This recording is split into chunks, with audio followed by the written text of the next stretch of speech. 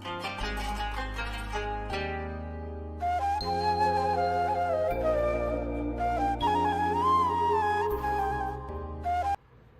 عليكم ورحمة الله تعالى وبركاته. اليوم ان شاء الله غادي نحضر معكم فرياندس بالكروفيت والرز. غادي نحتاجو في الوصفه. عندي هنا واحد البصله راني درتها في الهشوار، راه غتلقاو هذا الشيء هنايا، راه غير البصله، كنت درت البصله الحمراء وصافي في ديك الهشوار وطحنت فيها. على حسب كنصور لكم جوج الوصفات، ولكن كل وحده كنبغي ندير ليها فيديو بوحديتو. المهم عندي هنا واحد البصله مقرطه، عندي هنايا واحد بورو مقرط، عندي هنايا جوج الفصوص ديال الثومه توما محكوكين، عندي واحد معلقه ديال الزبده وشويه ديال الزيت. غادي نشعل عليهم. غادي نضيف دابا الملحه،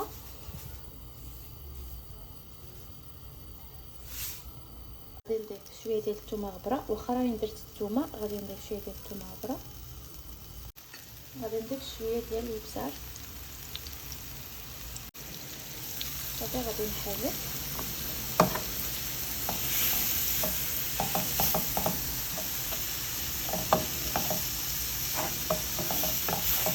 صافي. غادي نخلي البصله والبورو يتحمروا والثومه ونرجع لكم.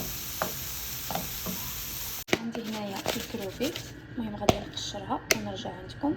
من بعد ما قشرته الكروفيت تقدروا ديروا الكميه اللي بغيتو، هادشي ماشي بلا عبار.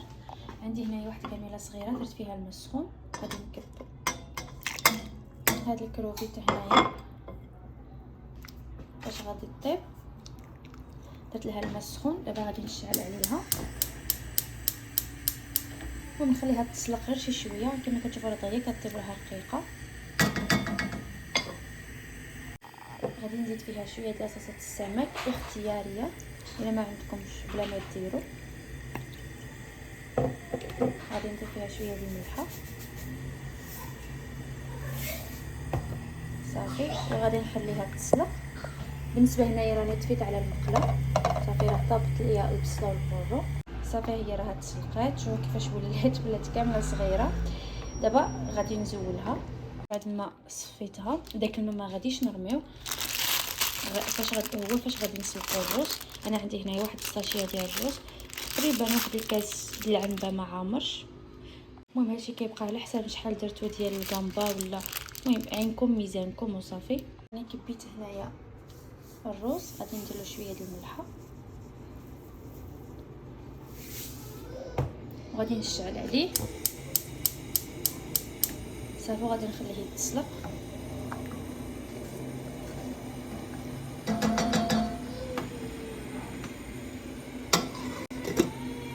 دابا غادي نوجد معكم العجينه ديال الفريانديس.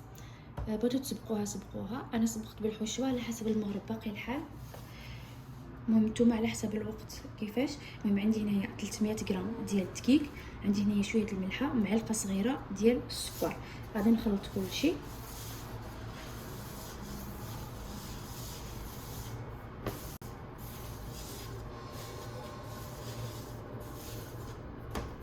صافي.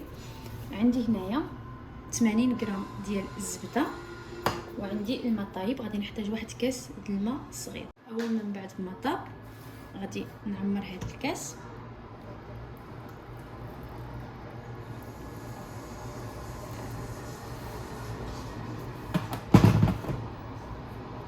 بحال هكا. كاين كاس صغير غادي نكبو على هاد الزبده ونخليو الزبده ديالنا تذوب في هاد الماء السخون. المهم ملي غادي تذوب غادي نرجع عندكم صافي. هي من بعد ما ذابت لينا ديك الزبده مع الماء، دابا غادي نعجنوا هاد العجينه وهي وهو هاد الماء والزبده سخونين. حاولوا على يديكم باش ما يتحرقوش.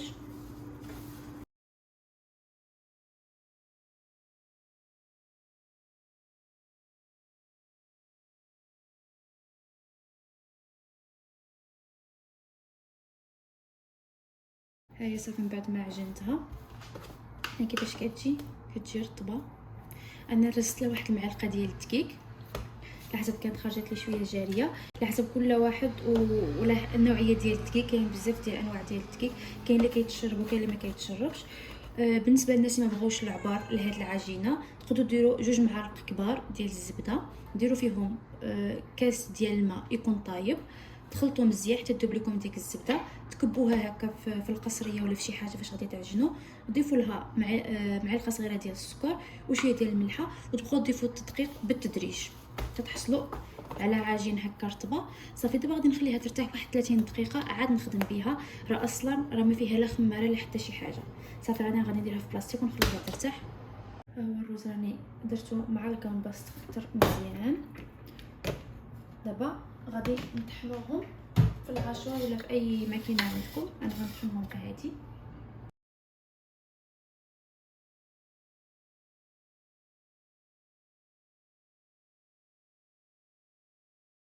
ومن بعد ما طحناتو ليا، المهم ماشي طحناتو بزاف، المهم غير هرسات دوك الحبات ديال الروز وطحنات لينا داك الكروفيت. غادي نكبو هنايا في هاد المقيله اللي شحرنا فيها البصله والبورو.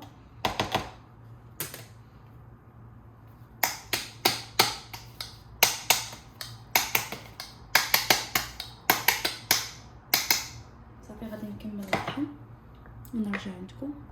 من بعد ما طحنتو كامل دابا غادي نضيف عليه شويه ديال صلصه الصوجه، واحد المعلقه هكا كبيره ونص. غادي نضيف عليه شويه ديال الثومه غبره، شويه ديال الابزار، وشويه ديال صلصه السمك الا صلصه ديال السمك صلصه الحوت الا ما عندكمش ما ديروهاش معليش. نعطيك واحد 2 معالق كبار. دابا غادي نشعل على المقله، غير يسخن ليا داك الروز وصافي والكروفيت باش تدخل فيه هاد الاقامه. صافي غادي نخلط كلشي.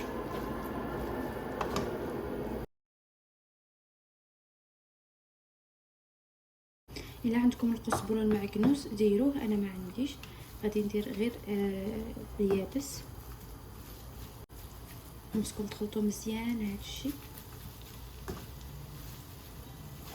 ندير شويه ديال القزبر الناشف. صافي وغادي نحرك هادشي مزيان، نخليه غير يسخن وصافي باش تدخل فيه ديك الاقامه. دابا الحشوه راها سخنات، كلشي دوك المكونات خلطتهم مزيان.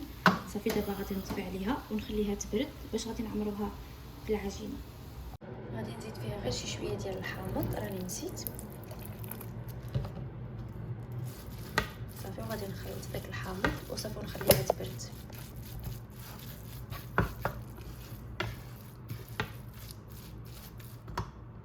بعد ما فاتت 30 دقيقه دابا غادي ندلك هاد العجينه بالكياس،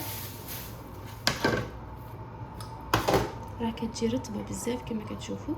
دابا غادي ندير شويه ديال الدقيق باش ما تلصقش ليا.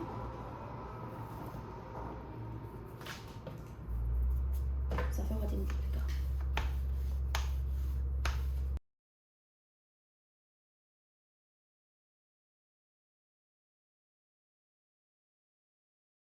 هاني من بعد ما دلكتها كامله دابا انا ما عنديش شي حاجه باش نعبر بها، درت هاد الكرتونه باش نجيب العبار هو هذاك، وعندي الجراره ديال البيتزا.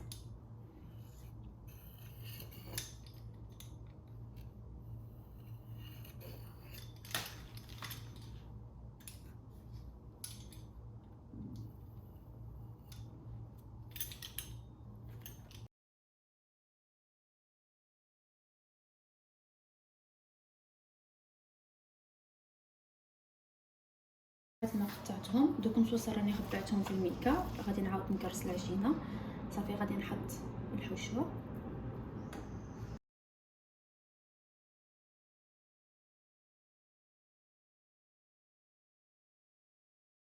صافي غنبقاو نجيبو هاد النص، نجيبو هكا نسدوه، غادي نحاولوا نوزعوا الحشوه. صافي غادي نسدوهم هكا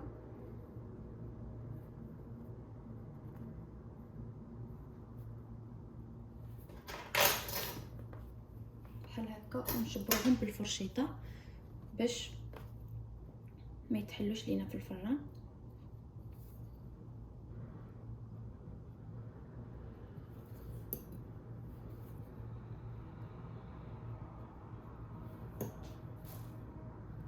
هاد العجين رطب بزاف راه كيتلصق.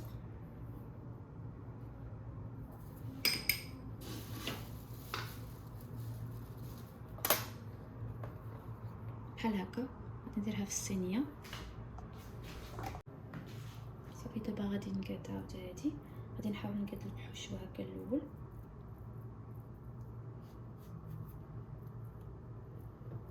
صافي ونجيب هكا نسد.